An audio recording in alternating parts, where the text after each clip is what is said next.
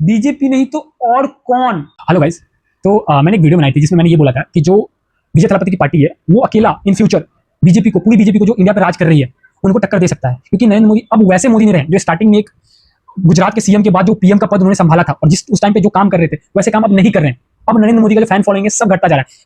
In fact मैं खुद BJP supporter हूं क्योंकि मेरी पूरी फैमिली बीजेपी को ही वोट देती आई है। क्योंकि बीजेपी नहीं तो और कौन, एक क्वेश्चन मार्क उठता है कि बीजेपी के अलावा और कौन पार्टी है जो इंडिया को चला सकती है। मुझे तो ऐसा नहीं लगता, कांग्रेस हुआ, आम आदमी पार्टी कोई नहीं लगता।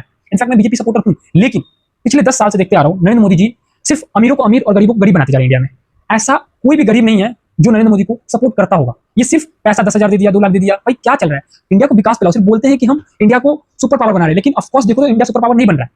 ये चीज मैंने बोला था अपने वीडियो में और उसमें मुझे ना मेरे लड़की दोस्तों का फोन आया। कभी वो फोन नहीं करते, उस दिन फोन किया कि लड़ने के लिए वो भी कि तुमने मोदी के बारे में ऐसा क्यों बोला, तुम्हारे फॉलोअर कम हो जाएंगे, ऐसा मुझे बोला। मैंने सीधा बोला कि देखो मैं खुद भक्त हूं लेकिन अंधा भक्त नहीं हूं भाई। अगर मेरे चुने हुआ नेता अगर गलत करेगा मैं गलत बोलूंगा।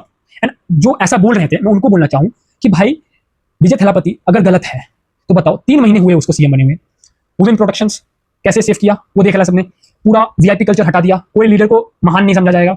करूर में जो हुआ था मतलब हड़कंप होने की वजह से जब वो गए थे अपने पार्टी का प्रचार करने, उसमें वो सीएम नहीं थे तो बहुत लोगों का भाग दौड़ में 30 लोगों के आसपास मौत हो गई थी।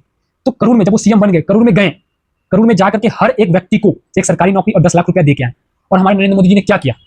फर्स्ट चीज, जब 2020 और 21 में एक किसान आंदोलन हुआ था, 700 प्लस किसान मरे थे, उनके लिए उन्होंने क्या किया? कुछ नहीं किया। आंदोलन करने के बाद मरे थे। वो टाइम रहते वो संभाल सकते थे, वो नहीं मर सकता 700 किसान। लेकिन अभी भी देख लो, चलो 2020-21 छोड़ते 4-5 साल हो गया, अब भी देख लो सोनम वांगचुक जो हमारे साइंटिस्ट रह चुके हैं इंडिया के, इतने सारे अवार्ड मिले उनको, इंडियन आर्मी के लिए उन्होंने इतना काम किया है, हमारे देश के लिए इतना काम किया है, हर जगह उन्होंने नाम रोशन किया, जिनके ऊपर मूवी बनी है बायोग्राफी और वो मूवी सुपर डुपर हिट हुई है।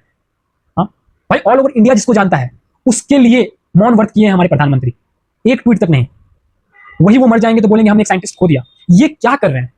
इस एंगल से अगर हम देखें तो हम किस तरीके से बीजेपी का भक्त बन सकते हैं? जो लोग मुझे बोल रहे हैं मेरे फॉलोअर कम हो जाएंगे, ऑफ कोर्स फॉलोअर कम हो जाए, मुझे घंटा फर्क नहीं पड़ता, या I am using abusing word, but tell me कि भक्त और अंधा भक्त में अंतर है कि नहीं? भाई कौन सपोर्ट करेगा बीजेपी को इस हालत में? भाई जंतर मंतर पे पूरी इंडिया जिसके खिलाफ है वो कैसे सही हो सकता है? भाई पूरा देश गलत, एक आदमी सही, हाउ इज पॉसिबल यार? एंड किस एंगल से आप इस सरकार को सपोर्ट करें, कमेंट में बताना।